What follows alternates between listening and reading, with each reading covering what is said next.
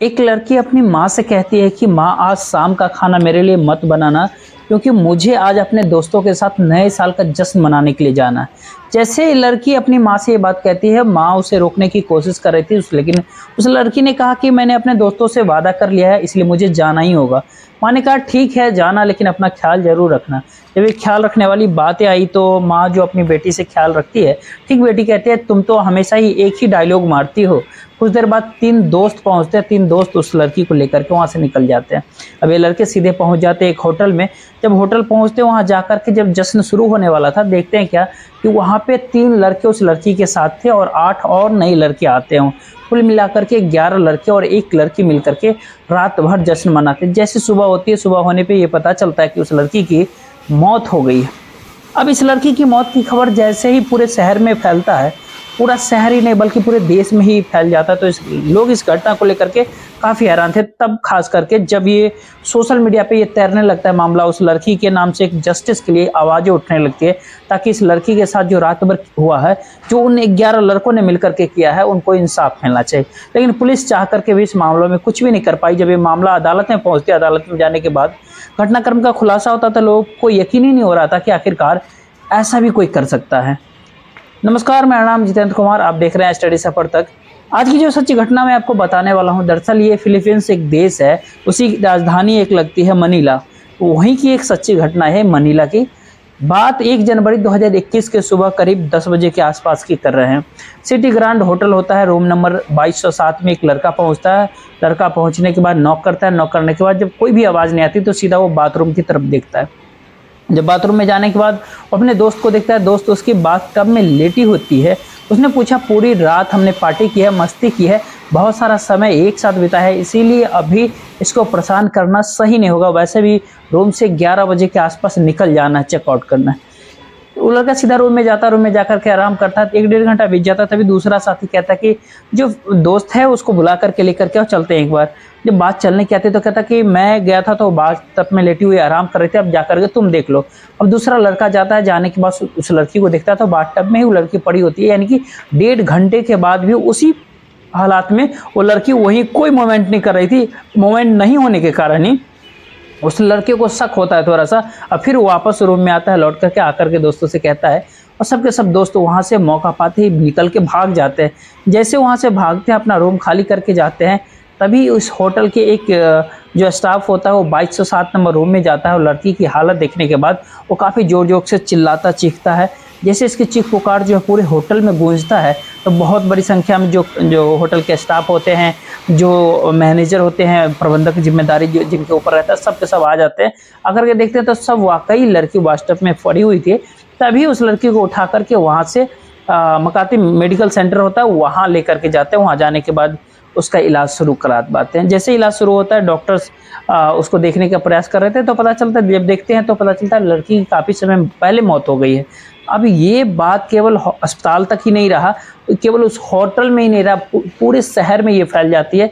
एक तरफ पूरा शहर नए साल का जश्न मना रहा था, नए साल की खुशियों के एक दूसरे को बधाई दे रहा था, तभी सोशल मीडिया के ऊपर एक खबर फैल जाती है। एक 23 साल की लड़की जिसका नाम होता है क्रिस्टीन डेकेरा, और ये लड़की एयर होस्टेस होती है फिलीपींस एयरलाइंस की, और काफ़ी खूबसूरत होती है। 4 भाई बहनों में अकेली बहन होती है, ये सबसे छोटी भी होती है। इस लड़की के बारे में जब उसकी मौत की खबर जब पूरे देश में फैलती है तो सबसे ज़्यादा बदनामी इस होटल की होती है। साथ ही पुलिस इस मामले की जांच पड़ताल में भी जुट जाती है। आकर के आगे देखते हैं कि आगे क्या होता है कि सीसीटीवी फुटेज जो होटल में लगे होते हैं उस लड़की से बातचीत कर रहे हैं। कभी एक कमरे से दूसरे कमरे में जाते हैं, कभी उस लड़की को गोद में कोई उठा रहा है, कभी कोई किस कर रहे थे, कभी कुछ कर रहे थे। साथ ही उस लड़की की जो है बॉडी को देखा गया तो उस बॉडी से ये पता चलता है कि उसके हाथ में, उसके पैर में, उसके थाई में कई जगहों पे चोट जैसे भी निशान थे। साथ में उसके जो शरीर के कुछ ऐसे अंग थे जहाँ पे प्राइवेट पार्ट के पास उसके इंसानों की, किसी आदमी के जो सीमेंस भी मिलता है उसके भी ट्रेस मिलते हैं। जब पुलिस वालों ने साफ अंदाज़ा लगा लिया था कि इस लड़की के साथ लड़कों ने रेप किया है और फिर उसकी हत्या कर दिया है। जैसे ही बात जब लोगों को पता चलता है सोशल मीडिया के माध्यम से, अलग अलग माध्यम से जब पता चलता है, लोगों को यकीन ही नहीं हो रहा था कि एक लड़की 11 लड़के पूरे रात उसके साथ रहते हैं, आखिर ऐसे कैसे हो सकता है। पुलिस मामले की जांच पड़ताल में जुटते हैं। जब परिवार वालों को सूचना मिलती है, लड़की के परिवार वाले का रो रो करके काफ़ी बुरा हाल होता है। जो उनकी जो बेटी होती है काफ़ी छोटी होती है, सबसे होनहार ही थी, सबसे पढ़ी लिखी ज़्यादा होती है, इसीलिए अपने आप को वो आत्मनिर्भर बनाने के लिए उसने एयर होस्टेस की नौकरी भी कर ली थी। उसकी तारीफ़ जो एयर होस्टेस में बाकी अन्य जो स्टाफ होते हैं फिलीपींस एयरलाइंस की, वो भी काफ़ी तारीफ़ कर रहे थे उसके। आखिर उसके साथ होता क्या है? जब ये सोशल मीडिया पे काफ़ी तेज़ी से फैलती है तो शहर के लोगों ने आवाज़ उठानी शुरू की कि जितनी जल्दी हो सके इस केस की कातिल को गिरफ्तार कर लिया जाए, उसके खिलाफ कानूनी कार्रवाई की जाए। 11 के 11 लड़के फरार होते हैं, लेकिन पुलिस जब जांच पड़ताल में लगते हैं, उसको ढूंढना प्रयास करते हैं ढूंढने की, तो कुछ ही दिनों के बाद 3 लड़के तो हाथ चढ़ जाते हैं, हत्थे चढ़ जाते हैं, जो पहली बार घर से लेके जाते हैं 3 लड़के। पुलिस और कोशिश करती है तो बाकी जो लड़के होते हैं 8 उनको भी गिरफ्तार कर लिया जाता है और गिरफ्तार करने के बाद उनसे भी पूछताछ करना शुरू कर दिया जाता है। सब के सब लड़के एक ही जवाब दे रहे थे कि हम तो नॉर्मली पार्टी कर रहे थे, ऐसी कोई बात नहीं है। और इसी बीच में पोस्टमार्टम की रिपोर्ट आ जाती है। पुलिस ये समझ बैठे थे कि इस 11 लड़कों ने रेप किया होगा और साथ ही लड़की ने विरोध किया होगा तो उसके साथ मारपीट की होगी, चोटें पहुंचाई होगी, इसी बीच इसकी हत्या कर दिया जाता है।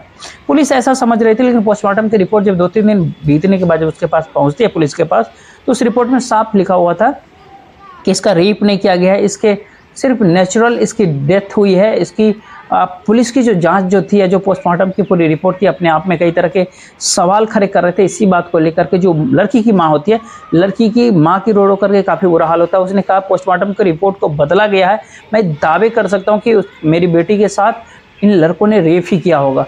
मामला अदालत पहुंचती है। अदालत जब पुलिस की जांच रिपोर्ट होती है, जब अदालत के सामने पहुंचता है, जज साहब बारी बारी से सबसे पूछताछ कर रहे थे। सभी लड़के ने मतलब एक ही जवाब दे रहे थे, एक तरह का ही जवाब दे रहे थे। तो जज साहब भी जवाब को सुनने के बाद बिल्कुल हैरान हो जाते हैं, घबरा जाते हैं, परेशान हो जाते हैं कि 11 के 11 लड़के कह रहे थे कि हमारी लड़की में कोई दिलचस्पी है ही नहीं, हमारी दिलचस्पी तो लड़कों में है। इसीलिए हमने इस पूरे प्रोग्राम को पहले से सेट किया था, हम लोग साथ रहेंगे और लड़के लड़के हम एक दूसरे के साथ सोए हुए थे। लड़के लड़के ही एक दूसरे के साथ जो भी करना था कर रहे थे, लेकिन लड़की से हम पूरी तरह से दूर थे। लेकिन जिस सीसीटीवी फुटेज की रिकॉर्डिंग जो थी, जो वायरल हो रही थी, वो रिकॉर्डिंग कह रहा था कोई लड़का जाता था उस लड़की को गोद में उठाता था। लड़की ने भी अपने हिसाब से बहुत कम कपड़े पहनते हैं, वो काफ़ी घुल मिल रहे थे उन लोगों के साथ। तो लड़कों से जब वो बातचीत किया गया कि वकील ने ये पूछा कि लड़कों से जब तक वो लड़की जो जिसका नाम होता क्रिस्टिन डेकेरा, वो लड़कों को इन 11 दोस्तों के साथ वो बहुत सुरक्षित महसूस किया करते थे, इसलिए हमारे साथ आने में कोई दिक्कत नहीं जताते थे। पुलिस ने इस मामले में जो और आगे जांच पड़ताल की, साथ ही घर वालों से, उसके साथ के लोग थे उनसे जब पूछताछ करना शुरू किया, जहाँ जहाँ ये जाती थी उनसे भी पूछताछ करने शुरू किए, तो पता चलता है कि इसके बेन रीजन एक बीमारी होती है, उस बीमारी से ग्रसित होती है ये लड़की। शायद वो जो पोस्टमार्टम रिपोर्ट जो कहता है उसके भीतर काफ़ी शराब पी लिया गया था, काफ़ी मात्रा में ड्रग्स लिया था, काफ़ी मात्रा में नशे की हालत में होती है, इसीलिए उसकी शायद मौत हो जाती है, जिसको नेचुरल डेथ करार दिया गया था। लेकिन पुलिस की जो जांच थी उसके हिसाब से ये लग रहा था जो कि रेप किया गया इन 11 लड़कों ने मिल करके। अब अधिकारियों ने जो इस तरह की बात कही तो उन अधिकारियों को हटा दिया गया और लड़की की माँ ने जब जिद की तो उसकी बेटी के फिर से दोबारा से पोस्टमार्टम होना चाहिए, रिपोर्ट फिर से सार्वजनिक होनी चाहिए। लेकिन पोस्टमार्टम जरूर हुआ था, लेकिन पोस्टमार्टम रिपोर्ट सबके सामने सार्वजनिक नहीं हुआ था जिस तरीके से पहले रिपोर्ट सार्वजनिक हुई थी। उसके बाद ये मामला सोशल मीडिया पे लगातार वायरल हो ही रहा था, ताकि फिलीपींस भर की पूरी दुनिया के लोगों ने एक हैशटैग चलवा दिया और हैशटैग चलाने के बाद जस्टिस फॉर क्रिस्टिन के नाम से जब हैशटैग चलता है, जब सभी लोगों की मांग शुरू होती है कि इतनी अच्छी, इतनी जो अपने घर के लिए बेहतर काम करने का प्रयास कर रही थी, नौकरी कर रही थी, आत्मनिर्भर थी, इन लड़की को हर हाल में इंसाफ मिलना चाहिए। लेकिन पुलिस की जांच से उस लड़की को आज तक, साल 2023 है, आगे घटना 2021 की 1 जनवरी की घटना थी और उस लड़की को शायद आज तक इंसाफ शायद नहीं मिल पाया। लेकिन इसकी मां ने अदालत के दरवाजे लगातार खटखटा रही है, बल्कि पुलिस के दरवाजे भी बार बार जा रहे हैं। उसकी मां चाहती है कि उसकी बेटी को हर हाल में इंसाफ मिलेगा ही और मिलना भी चाहिए, उसके लिए चाहे कितना भी समय क्यों ना लग जाए। इस पूरे घटनाक्रम सुनाने का उद्देश्य आपको परेशान करना नहीं था, आपका दिल दुखाना नहीं था, बल्कि आपको जागरूक करना था, आपको सचेत करना था। और देखते रहिए इस वीडियो पे, आपको इस घटना पे आपका क्या राय बनता है ज़रूर दीजिएगा। जय हिंद, जय भारत।